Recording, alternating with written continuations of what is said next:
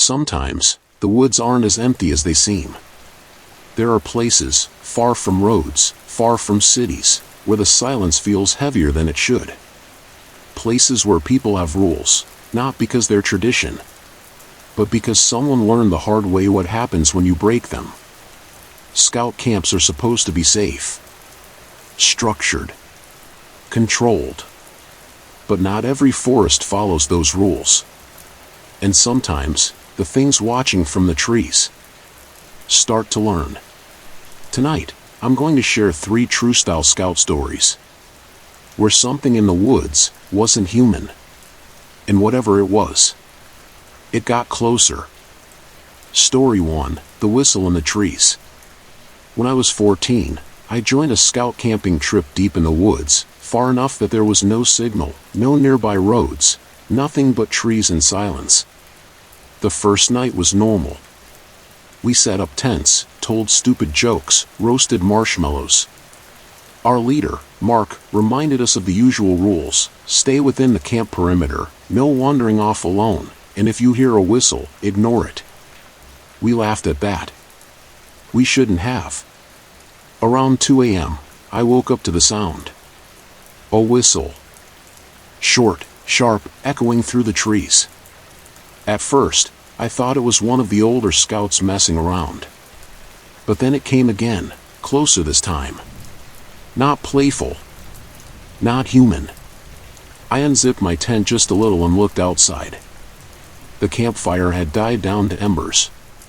Everyone else seemed asleep. Then I heard it again, right behind my tent. I froze. The sound wasn't just a whistle anymore, it was trying to form something.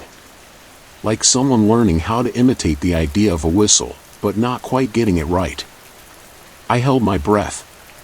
Slowly, I turned my head toward the back of the tent. There was a shadow there, standing impossibly still. Too tall to be one of us. And then it bent down, like it was trying to look inside. The whistle came again, but this time it was softer, almost curious. I didn't move. I didn't breathe. After what felt like hours, it stepped away.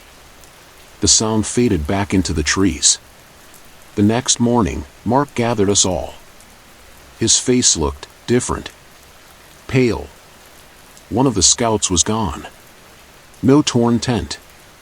No footprints. Nothing. Just gone. And when we packed up to leave, I noticed something behind my tent. Footprints. Long, narrow. Not quite human. Some sounds aren't meant to be followed. Story 2, The Rule We Broke. There was one rule during our winter scout camp. Never go beyond the frozen lake. They didn't explain why. Just said it wasn't safe. Of course, that made us curious. It was me and 2 others, Daniel and Chris. We decided to sneak out after lights out. The moon lit the snow just enough for us to see. The lake was silent. Completely frozen over. And beyond it, the forest looked darker. Thicker. Like it didn't belong to the same place. We crossed anyway. The moment we stepped onto the other side, everything changed. The air felt heavier. Colder. Even our footsteps sounded wrong. Chris joked that it felt like we weren't supposed to be there. Then we heard something walking behind us. Crunch. Crunch. Crunch. We turned around. Nothing. Just our footprints in the snow. Then Daniel said something that made my stomach drop. Those aren't ours. There was a second set of footprints. Following us. Perfectly aligned.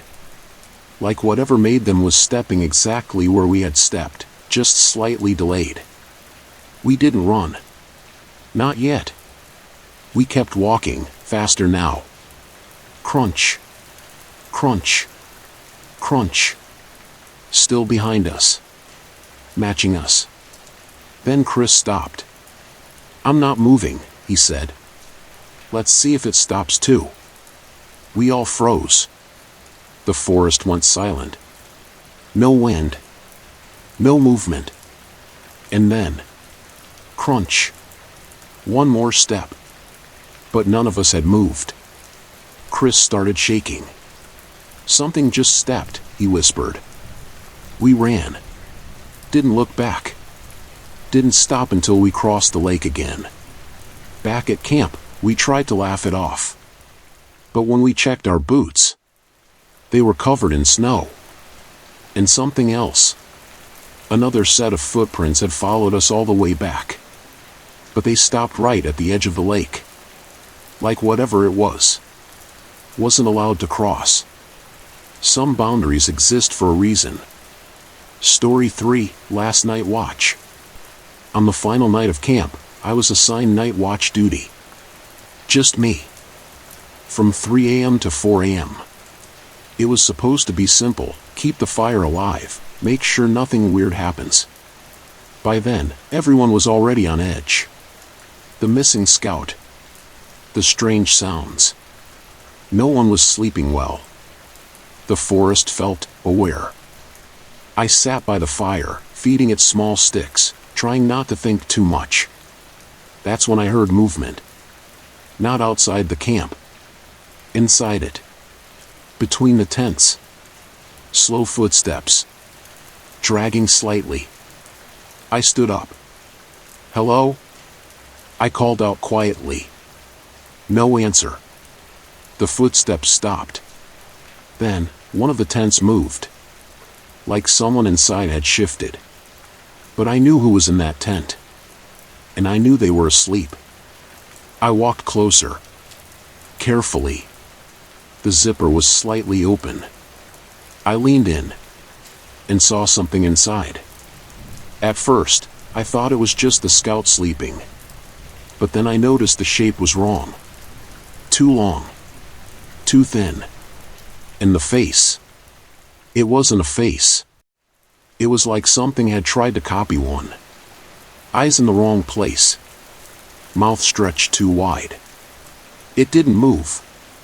But I knew it was looking at me. I stumbled back. The fire crackled loudly behind me. And then, all the other tents started moving. At once. Like something was inside each one. Trying to get out. Or trying to get in. I ran to wake the others. But when I unzipped the nearest tent, it was empty. All of them were. Every single one. The camp was silent. Completely abandoned. Except for me. And the sound of something stepping out of the woods. Getting closer. Trying to walk like us. Trying to sound like us. I don't remember how I got out of there. They found me the next day, miles from camp. Alone. No one ever found the others. And sometimes, late at night, I still hear it. Footsteps. Just outside my door. Pausing. Listening. Learning. Forests don't forget. They don't forgive. And sometimes, they don't let go. Whatever those scouts experienced, whatever followed them, watched them, learned from them, it didn't just disappear. Maybe it's still out there. Waiting for another group. Another campfire. Another mistake. So if you ever find yourself deep in the woods, and you hear something that doesn't sound quite right, don't investigate. Don't respond. And whatever you do, don't let it learn your voice.